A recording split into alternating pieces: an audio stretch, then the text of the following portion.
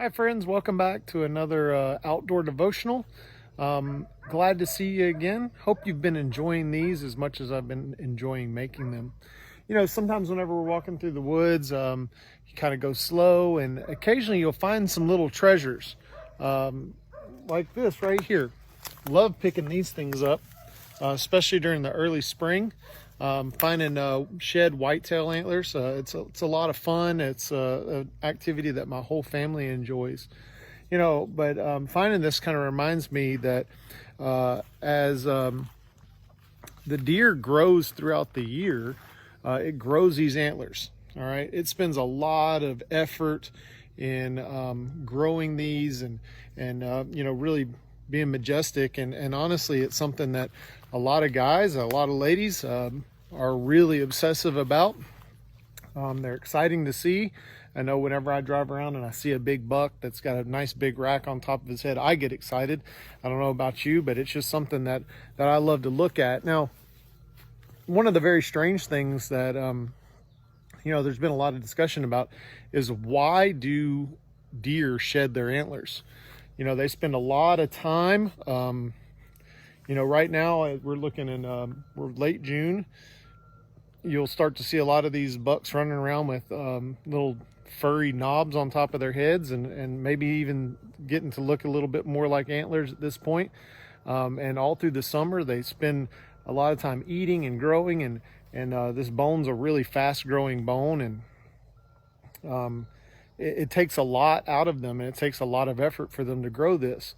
And then they use them to fight and to attract partners for breeding, and all the different things that they may use them for throughout the year. And then they drop off sometime around February, March. They start falling off, and then they start the process all over again. And it just kind of seems like, why would you waste that much energy? Well, no one really has a good answer about that. And it kind of got me to thinking about how sometimes God's plans are kind of different. They're mysterious.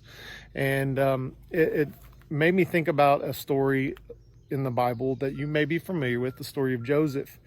You know, Joseph was born into a family. He was really kind of the baby of his brothers, and he was his dad's favorite.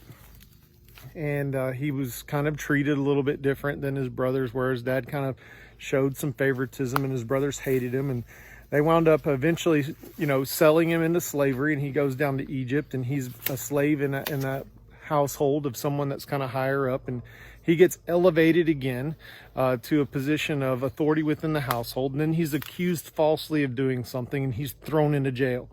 Then in jail, he winds up, you know, interpreting dreams and doing all kinds of great stuff. People that are supposed to remember him and help him get out of jail forget about him.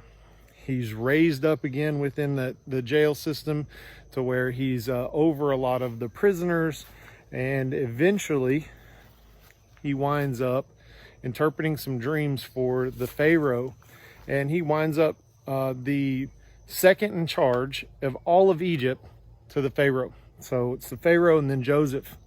What winds up happening is there's a famine in the land that actually is an opportunity for him to rescue his family, rescue those same brothers that threw him into slavery in the first place. You know, and Joseph's life is kind of like a deer growing these antlers. Something good would happen, and then they would get knocked off. Something good would happen, and it'd get knocked off. But each time he was being prepared and getting greater and greater in his status, and it was all part of God's plan for him and God's plan for his people. You know, the thing is that each year, if the deer is healthy, he's going to grow another one of these, and it's going to be even bigger than it was the year before. And so just like that, we can look at these opportunities in our lives, these things that happen where we may be seeing that, man, I thought I was in a good place. I thought I was in God's will, and I get knocked down. Well, that may be part of God's plan for you. So be encouraged this week. You know, you may be going through something that seems like it's difficult or rough, but it may be just what God has in store for you to make your story even bigger and better. So look for those opportunities to remain faithful in everything. Be like Joseph, even though the situation doesn't seem like it works out the way that you would have it work out. That may be all part of God's plan. So stay faithful to Him, stay faithful to your calling, and trust God in all things. And we will see you here next week. Same time, next Wednesday. See you soon. Bye-bye.